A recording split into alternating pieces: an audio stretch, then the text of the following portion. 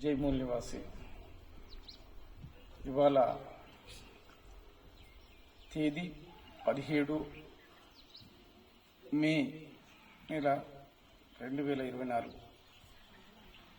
బుద్ధవనం నాగార్జున సాగర్లో తెలంగాణ రాష్ట్ర ప్రభుత్వం నిర్మించినటువంటి బుద్ధవనాన్ని సందర్శించడం జరిగింది. ఇక్కడ నిర్మించినటువంటి కట్టడం చాలా అద్భుతంగా ఉన్నది. అయితే బుద్ధిజాన్ని, బుద్ధుడి యొక్క జ్ఞానాన్ని ఈ సమాజానికి అర్థం చేయించాల్సిన అవసరం ఉంది. బుద్ధుడు 2450 సంవత్సరాల క్రితం ఈ భూగోళం మీద పుట్టినటువంటి గొప్ప చారిత్రాత్మకమైనటువంటి వ్యక్తి. అయితే ఈ బుద్ధిజం అనేక పరిణామాలు చెందుతూ ఈ తెలుగు నేల మీద ఏ విధంగా అభివృద్ధి అయిన విషయంలో ఇక్కడ రాష్ట్ర ప్రభుత్వానికి కూడా ఒక స్పష్టత ఉండాల్సిన అవసరం ఉంది. ఇక్కడ అంటే మన చరిత్ర వారసత్వం, చరిత్ర ఆనవాళ్లు బుద్ధిజంలో ఉన్నాయి తప్ప బ్రాహ్మణిజంలో లేవనేది స్పష్టంగా తెలుస్తూ ఉంది.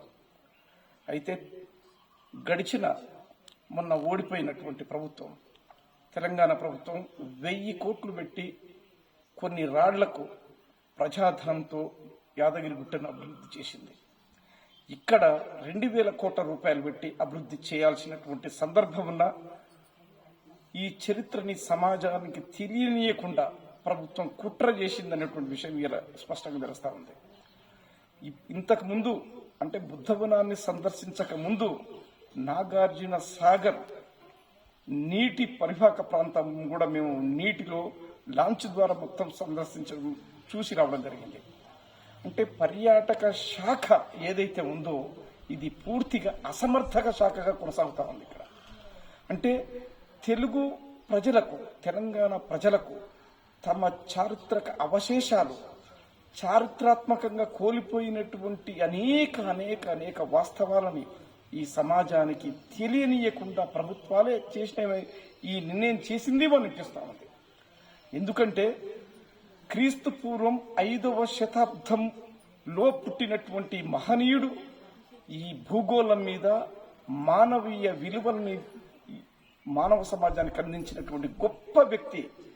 అటు తర్వాత ఇతిహాసాల్లో నుంచి, అనేక కథల నుంచి, అబద్ధాల నుంచి అనేక నాయకులని, కథలని దేవుళ్ళుగా చిత్రీకరించినటువంటి వలసవాదులు, యూరేషియన్స్, ఆరియన్స్, బ్రాహ్మణ్స్ వాళ్ళ విష కౌగిలిలో సమాజం కొట్టుకపోతా ఉంది. అయితే పాత సీసాలో కొత్త సార అన్న విధంగా తెలంగాణ రాష్ట్రంలో ఇక్కడ సాంస్కృతికంగా సమాజాన్ని మార్చాల్సినటువంటి పరిస్థితి ఉన్నా గాని ఇక్కడ ప్రాధాన్యత ఎంత ఇచ్చిండ్రో ఇక్కడ బుద్ధవనాన్ని చూస్తే మనకు అర్థమవుతా ఉంది.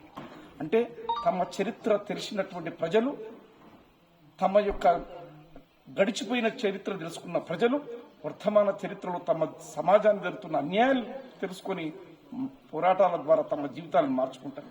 కానీ ఇక్కడ ఏమైతా ఉంది, చరిత్రని కాలగర్భంలో కలిపేసినటువంటి బ్రాహ్మణిజం ఇవాళ భారత ఉపఖండంలో, తెలుగు రాష్ట్రాల్లో, తెలుగు నేల మీద ఆనవాళ్లు లేకుండా కూడా దుర్మార్గమైనటువంటి విష సంస్కృతికి వారసత్వాన్ని కొనసాగిస్తూ ఉన్నది కదా.